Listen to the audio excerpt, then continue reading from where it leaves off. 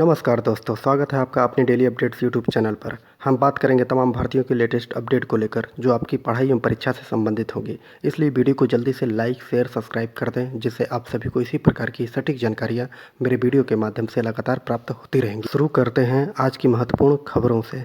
बात करते हैं आज की सबसे पहली खबर टीजीटी पीजीटी 2021 के विद्यार्थियों के लिए है। मूल्यांकन नहीं करने पर टीजीटी अभ्यर्थियों का प्रदर्शन विद्यार्थियों ने किया।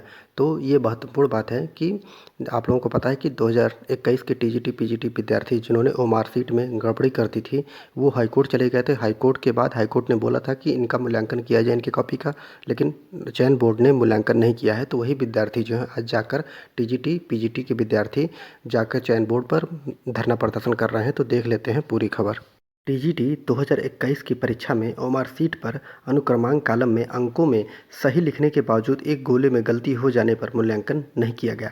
चयन बोर्ड ने उत्तरमाला जारी तो किया और मिलान करने पर कुछ अभ्यर्थियों को कट ऑफ अंक से भी अधिक अंक जो है नंबर मिले हुए हैं। अभ्यर्थियों ने अंकों में लिखे अनुक्रमांक के आधार पर मूल्यांकन करने की मांग की, लेकिन सुनवाई नहीं हुई। मामले पर अभ्यर्थियों ने हाईकोर्ट से राहत भी दी गई, लेकिन चयन बोर्ड ने राहत नहीं दी और इसी के चलते सोमवार को अभ्यर्थियों ने चयन बोर्ड के बाहर प्रदर्शन किया है। अमर सिंह ने बताया कि उन्होंने अंग्रेजी विषय में परीक्षा दी थी और चयन बोर्ड ने उत्तरमाला जारी करके और बुकलेट से मिलान करने पर उन्हें 98 अंक प्राप्त हुए थे, लेकिन ओमार सीट पर अनुक्रमांक कॉलम में एक गोले में गलती होने के बाद उनकी सीट का मूल्यांकन नहीं किए जाने से वो सफल नहीं हो सके। इस तरह से करीब 250 विद्यार्थी हैं जो ओमार सीट पर इसी प्रकार की गलती किए हुए हैं और उनका मूल्यांकन नहीं किया गया है। और प्रदर्शन करने वाले अभ्यर्थी जो हैं ये रीना यादव, विनीत संजय ने कहा है कि जिस तरह लोक सेवा आयोग ने एलटी 2018 में ओमार सीट पर त्रुटि में संशोधन कर परिणाम जारी किया था, उसी प्रकार चयन बोर्ड भी मूल्यांकन कर परिणाम जारी करे। अमर सिंह ने बताया कि उनकी मांग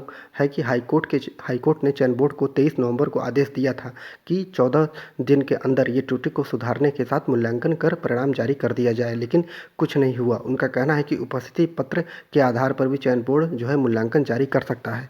तो देखते हैं कि चयन बोर्ड जारी करता है कि नहीं जारी करता है। विद्यार्थियों का तर्क है कि लोक सेवा आयोग है, उसने एलटी ग्रेड की जो शिक्षक भर्ती थी 2018 की, उसमें इसी तरह विद्यार्थियों ने गलती की थी और उनका मूल्यांकन करके और परिणाम जारी कर दिया गया और उनको नियुक्ति भी दे दी गई। तो चयन बोर्ड भी ऐसा करे। तो देखते हैं कि विद्यार्थी क्या करते हैं। अगर चयन बोर्ड बातें मान लेता है तब तो आराम से हो जाएगा। अगर ये विद्यार्थी कोर्ट जाना चाहते हैं, अगर कोर्ट जाएंगे तो वहाँ से भी बातें मनवाई जा सकती हैं। तो जो भी खबर होगी आपको वीडियो के माध्यम से मैं लगातार बताता रहूँगा। अगली खबर है असिस्टेंट प्रोफेसर से संबंधित है। तो असिस्टेंट प्रोफेसर भर्ती के लिए स्क्रीनिंग परीक्षा जो है आज से शुरू हो चुकी है। तो देखते हैं पूरी खबर। उत्तर प्रदेश लोक सेवा आयोग की ओर से राजकीय महाविद्यालयों में असिस्टेंट प्रोफेसर के पदों पर भर्ती के लिए स्क्रीनिंग परीक्षा 15 मार्च को दिन 11 बजे से दोपहर 1 बजे तक मध्य शुरू होनी है और परीक्षा 3 जनपदों में प्रयागराज, लखनऊ एवं गाजियाबाद में 108 केंद्रों पर आयोजित की जाएगी और राजकीय महाविद्यालयों में 19 विषयों के असिस्टेंट प्रोफेसर के लिए 128 पदों पर यह भर्ती होनी है। तो याद रखिए आप लोग, 3 जनपदों में 108 केंद्रों पर आप लोगों की भर्ती होगी और 3 केंद्र हैं यहाँ पर। 3 केंद्र कहाँ कहाँ पर जनपद हैं, वो प्रयागराज, लखनऊ एवं गाजियाबाद हैं। वो 108 केंद्रों पर भर्ती आपको की जाएगी। तो आप लोग तैयार रहिए और 15 मार्च से 11 बजे से आप लोगों का ये पेपर शुरू होने वाला है, तो तैयार हो जाइए। अगली खबर है प्राविधिक सेवा परीक्षा के प्रवेश पत्र जारी कर दिए गए हैं। उत्तर प्रदेश लोक सेवा आयोग ने उत्तर प्रदेश प्राविधिक शिक्षा जो सेवा परीक्षा 2021 में प्रवेश पत्र इसका जारी कर दिया गया है और परीक्षा 22 मार्च को 5 जिलों में प्रयागराज, लखनऊ, आगरा, बरेली एवं गोरखपुर में विभिन्न केंद्रों पर आयोजित की जाएगी और परीक्षा 2 पालियों में सुबह 9:30 बजे से दोपहर 12:30 बजे एवं दोपहर को 2 से 4:30 बजे तक की जाएगी और परीक्षा नियामक अरविंद कुमार मिश्र के अनुसार परीक्षार्थी अपने रजिस्ट्रेशन नंबर एवं जन्मतिथि के आधार पर वेबसाइट से प्रवेश पत्र अपना डाउनलोड कर सकते हैं। तो जल्दी से डाउनलोड कर लीजिए और देख लीजिए आप लोगों का सेंटर कहाँ पर पड़ा हुआ है। अगली खबर प्रधानाचार्य इंटरव्यू के बारे में है। तो आप सभी को पता है कि प्रधानाचार्य भर्ती का इंटरव्यू इस समय जारी है। तो देखते हैं वहाँ पर क्या क्या क्वेश्चन पूछे जा रहे हैं और क्या हो रहा है। मान लें प्रधानाचार्य बन गया, वहाँ क्वेश्चन पूछा जा रहा है कि अब मान लीजिए आप प्रधानाचार्य बन गए हैं तो विद्यालय के विकास में आप क्या कर सकेंगे। तो देखते हैं पूरी खबर। हाईकोर्ट के दबाव में ही सही, उत्तर प्रदेश माध्यमिक सेवा चयन बोर्ड ने वर्ष 2013 के प्रधानाचार्य भर्ती के लिए सोमवार से साक्षात्कार शुरू कर दिया है। साक्षात्कार बोर्ड के इतिहास विषय के एक अभ्यर्थी से प्रश्न किया गया कि मान लीजिए आप प्रधानाचार्य बन गए हैं तो विद्यालय के विकास के लिए आप क्या क्या कर सकते हैं और सिंधु घाटी की सभ्यता के बारे में आप क्या कहेंगे। नई शिक्षा नीति का फॉर्मेट क्या है, उसके प्रमुख बिंदु बताइए। स्वतंत्रता आंदोलन पर रोशनी डालिए। बोर्ड ने ज़्यादातर अभ्यर्थियों को विषय से संबंधित क्वेश्चन में उलझाया है। अब चयन बोर्ड अशासकीय सहायता प्राप्त माध्यमिक विद्यालयों में 632 पदों के लिए साक्षात्कार कर रहा है और चयन बोर्ड ने पहले ही दिन कानपुर मंडल के लिए साक्षात्कार हुए हैं। तो आप लोग देख लीजिए, साक्षात्कार दीजिए अच्छे से, और जैसे ही जो खबरें निकल कर आएंगी, साक्षात्कार में क्या पूछा जा रहा है, कैसे ट्रेंड है, वो चीज़ें आप लोगों को वीडियो के माध्यम से मैं लगातार बताता रहूँगा। अगली खबर भी प्रधानाचार्य भर्ती 2013 से संबंधित है। यहाँ पर एक विद्यार्थी हैं जो आए हुए हैं पेपर देने, जो पीसीएस हैं, और वो प्रधानाचार्य का इंटरव्यू दे रहे हैं। अब देखते हैं कि वो प्रधानाचार्य का इंटरव्यू आखिर में दे क्यों रहे हैं। और जो विद्यार्थियों के लिए इंटरव्यू के लिए साक्षात्कार के लिए बुलाया गया था विद्यार्थियों को, वो 300 अभ्यर्थी पहुँचे हैं। 350 विद्यार्थियों को इंटरव्यू देना था, लेकिन 50 विद्यार्थी यहाँ पर अनुपस्थित दिखाए जा रहे हैं। जैसा कि आप देख पा रहे हैं कि सोमवार से प्रधानाचार्य भर्ती 2013 के लिए साक्षात्कार शुरू हो चुका है। इसके लिए माध्यमिक शिक्षा सेवा चयन बोर्ड के सदस्यों की अध्यक्षता में 5 बोर्ड बनाए गए हैं और पहले दिन ही इन 5 बोर्डों में तकरीबन 350 अभ्यर्थियों को बुलाया गया था, लेकिन इसमें से 300 विद्यार्थी ही पहुंचे हैं। इन अभ्यर्थियों में हमीरपुर में तैनात एक पीसीएस अफसर भी हैं और अफसर साक्षात्कार के लिए बैठे तो उनका बैकग्राउंड देखे बोर्ड ने सवाल पूछा कि आप पीसीएस अफसर हैं, जिला स्तरीय अफसर का पद छोड़कर प्रधानाचार्य क्यों बनना चाहते हैं। तो उन्होंने जवाब दिया कि पढ़ने पढ़ाने का शौक़ है, इस क्षेत्र में आना चाहते हैं इसीलिए। वहीं कार्यवाहक प्रधानाचार्य का दायित्व भी निभा रहे एक अभ्यर्थी से प्रश्न पूछा गया कि कार्यवाहक प्रधानाचार्य बनने के बाद अपने स्कूल की बेहतरी में आपने क्या काम किए। उन्होंने विद्यालय में इनोवेशन से जुड़े अपने कुछ काम को गिनाए। अभ्यर्थियों ने बताया कि एक अभ्यर्थी साक्षात्कार औसतन 5 मिनट चल रहा है। तो ये बहुत महत्वपूर्ण है, क्योंकि प्रधानाचार्य भर्ती से आप जो है बहुत कुछ कर सकते हैं, लेकिन एक पीसीएस अफसर जो आप सोचिए कि जो बहुत उससे भी ज़्यादा काम कर सकता है, लेकिन एक शौक़ है पढ़ने पढ़ाने का, इसलिए उन्होंने बोला कि मुझे पढ़ाने का शौक़ है, इसलिए मैं प्रधानाचार्य जो इंटरव्यू है उसे दे रहा हूँ, वो प्रधानाचार्य बनना चाहता हूँ। तो अपने अपने शौक़ हैं, अगर यही शौक़ था तो पीसीएस अधिकारी क्यों बने, उसकी सीट एक क्यों ख़राब किया गया। अच्छी बात है, शौक़ तो कभी भी परिवर्तित हो सकते हैं। आप पीसीएस अधिकारी बन गए, अब प्रधानाचार्य बन के कुछ जो आपको कमी लगती हो, वो आप पढ़ने पढ़ाने का शौक़ भी आपको है, आप पढ़िए और पढ़ाइए और स्कूल के स्तर पर अच्छे काम करिए। अगली खबर यूपी बोर्ड से संबंधित है।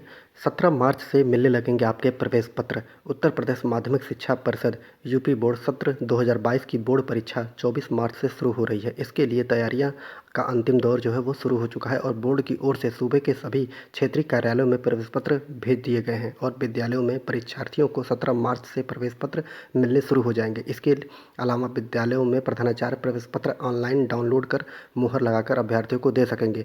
यूपी बोर्ड 10वीं एवं 12वीं की परीक्षा 2 पालियों में कराई जाएगी और बोर्ड के सचिव दिव्यांक शुक्ल ने बताया कि ऑफलाइन आवेदन जो है प्रवेश पत्र भेजने के बाद अब ऑनलाइन आवेदन पत्र भेजने की तैयारियों के आदेश दिए जा चुके हैं। तो उन्होंने बताया कि 17 मार्च जो विद्यार्थी हैं उनको विद्यालय से प्रवेश पत्र दिए जाएंगे। तो आप लोग 17 मार्च को तैयार रहिए और अपना प्रवेश पत्र देख लीजिए।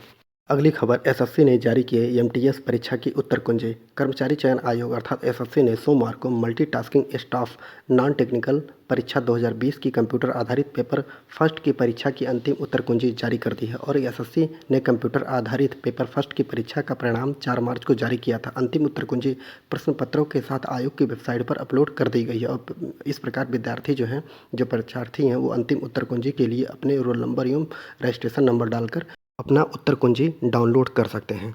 अगली खबर है जेईई मेन। अब 21 अप्रैल से परीक्षा शुरू होगी। कक्षा 12 की बोर्ड परीक्षा के टकराव से बचने के लिए जेईई मेन ने पहले चरण की तिथियों में बदलाव हुआ है। तो देख लेते हैं। परीक्षा अब 21, 24, 25 और 29 अप्रैल तथा 1 से 4 मई को होगी, जबकि दूसरा चरण जो होगा वो 24 मई से 29 मई तक लिया जाएगा। तो आप लोग अपना डेट देख लीजिए, उसी के अनुसार पढ़ाई करते रहिए। अगली खबर है कोरोना वायरस टीके को लेकर है। तो 12 से 14 साल के बच्चों को कल से लगेगा कोरोना टीका। खुशखबरी क्या है, 60 से अधिक उम्र के बुजुर्ग लगवा सकेंगे बूस्टर डोज। तो पूरी खबर देखते हैं। कोरोना महामारी से बचने के लिए देश भर में 12 से 14 साल के बच्चों को 16 मार्च से कोरोना टीका लगाया जाएगा और साथ ही अब 60 साल से अधिक के सभी बुजुर्ग जो एहतियात खुराक लगवा कर सकेंगे और सरकार इसके लिए सह बीमारी का नियम हटा दिया है। और केंद्रीय स्वास्थ्य मंत्री मनसुख मंडाविया ने ट्वीट कर बच्चों को सुरक्षित एवं देश सुरक्षित का वो टैग दिया। अब देख लेते हैं बच्चों को 28 दिन के अंतर पर 2 डोज लगाए जाएंगे। तो बच्चों को जो कोरोना वायरस लगाया जाएगा उस टीके का क्या नाम है? उस टीके का नाम है कोर्बेवैक्स। लगेगी बच्चों को, कोर्बेवैक्स लगाई जाएगी बच्चों को। तो ये महत्वपूर्ण इंपॉर्टेंट क्वेश्चन था, आप लोग देख लीजिए। ये कहीं पे क्वेश्चन आ भी सकता है कि 12 से 14 साल के बच्चों को जो टीका लगाई जाएगी उसको क्या नाम है? कोर्बेवैक्स नाम है। और ये जो टीका बच्चों को लगाया जा रहा है ये 28 दिन के अंदर पर लगाया जाएगा। अब देखते हैं 9 करोड़ किशोरों को लगा टीका। अब तक 9 करोड़ किशोरों को टीका लग चुका है। जबकि उत्तर प्रदेश के मुख्यमंत्री योगी आदित्यनाथ जी ने कहा है कि टीका जीत का अवश्य लगवाएं, कोरोना मुक्त भारत के लिए टीका जीत का अवश्य लगवाएं। प्रधानमंत्री नरेंद्र मोदी के नेतृत्व में 16 मार्च से 12 एवं 14 आयु वर्ग के बच्चों को कोविड टीकाकरण एवं 60 से अधिक आयु वर्ग के सभी लोगों के लिए कोविड प्रिकॉशन जो डोज है उसकी सुविधा शुरू की जा सकी है। तो ये योगी आदित्यनाथ जी ने बोला है। अगली खबर उत्तर प्रदेश में जो अब मंत्रिमंडल की बैठक होगी, शपथ ग्रहण होगा, उसके बारे में है कि 40 से अधिक मंत्री लेंगे शपथ। शपथ ग्रहण 21 या 22 मार्च को होगा। इसमें नए चेहरे अर्थात असीम अरुण एवं बेबी रानी मौर्य, अरविंद शर्मा, राजेश्वर सिंह नए चेहरे अब हो सकते हैं शामिल। इसमें कैबिनेट मंत्री में बन सकते हैं। तो अब स्वतंत्र देव जो अध्यक्ष हैं उत्तर प्रदेश में भाजपा के, वो स्वतंत्र देव सिंह को भी मिल सकता है मौका। जबकि केशव प्रसाद एवं दिनेश जी का जो फैसला है वो शीर्ष नेतृत्व करेगा कि इनको कैबिनेट मंत्रालय दिया जाए कि न दिया जाए, इसका फैसला जो होगा वो शीर्ष नेतृत्व करेगा। जबकि अमित शाह जो हैं वो पर्यवेक्षक नियुक्त होंगे यहाँ पर। तो आप देख लेते हैं पूरी खबर। प्रदेश के भाजपा की नई सरकार के मुख्यमंत्री के साथ 40 से अधिक मंत्री शपथ लेंगे। प्रधानमंत्री नरेंद्र मोदी, जो गृह मंत्री हैं वो अमित शाह सहित भाजपा अध्यक्ष जेपी नड्डा सहित केंद्र सरकार के मंत्रियों एवं भाजपा के वरिष्ठ पदाधिकारियों की मौजूदगी में 21 या 22 मार्च को शपथ ग्रहण समारोह होगा। और भाजपा ने लोकसभा चुनाव 2024 को देखते हुए मंत्रिमंडल में जातीय एवं क्षेत्रीय जो संकलन है वो के लिए करीब 2 दर्जन से अधिक मौजूद मंत्रियों के साथ नए चेहरों को भी शामिल करने की रणनीति अपनाई है। तो इसमें नए चेहरे भी होंगे। अब शपथ ग्रहण जब हो जाएगा तो देखा जाएगा कि कौन कौन से नए चेहरों को इसमें शामिल किया गया है। और उत्तर प्रदेश के विद्यार्थियों के लिए देखना है कि अब इसमें शिक्षा मंत्री किसको बनाया जाता है, क्योंकि जो भी शिक्षा मंत्री होगा उसके ऊपर ज़्यादा कार्यभार दिया जाएगा। और क्योंकि बच्चे लगातार उनसे मिलने का काम करेंगे, उनसे विज्ञापन निकलवाने का काम करेंगे, तो शिक्षा मंत्री के ऊपर देखना है कि वो किसे बनाया जाता है। अगली खबर है उत्तर प्रदेश विधान परिषद की 36 सीटों के लिए आज से शुरू होगी चुनाव प्रक्रिया। 9 अप्रैल सुबह 8 बजे से शाम 4 बजे तक होगा मतदान और 12 अप्रैल को होगी मतगणना। इन सीटों के लिए 19 मार्च तक लिए जाएंगे नामांकन। जो आप लोग देख सकते हैं मुरादाबाद, बिजनौर, रामपुर, बरेली, बदायूं इत्यादि से 19 मार्च तक आवेदन लिए जाएंगे। अब इसमें देखा जाएगा कि कौन कौन से व्यक्ति जो हैं विधान परिषद के चुनाव के लिए लड़ रहे हैं। तो अब विधान परिषद के निकाय चुनाव तक बीतेगा पूरा साल। अब महत्वपूर्ण हो चुका है, विधानसभा का चुनाव खत्म हो चुका है, अब विधान परिषद के सीटों के लिए लड़ाई शुरू होगी। तो देखना है कि किसकी सीटें, किसको सबसे ज़्यादा सीटें मिलती हैं। अब ये 12 अप्रैल को मतगणना होगी, अब 12 अप्रैल को ही पता चलेगा। अगली खबर 68,500 शिक्षक भर्ती के बारे में है। उसमें कहा गया है कि प्राथमिकता वाले जिले के आवंटन को दी मोहलत। तो अब देख लेते हैं पूरी खबर। इलाहाबाद हाईकोर्ट ने 2018 की 68,500 सहायक अध्यापक भर्ती में मेधावी, आरक्षित वर्ग और सामान्य वर्ग के चयनित अध्यापकों को उनकी प्राथमिकता वाले जिलों में नियुक्ति देने के लिए बेसिक शिक्षा परिषद को 3 सप्ताह की मोहलत दी है।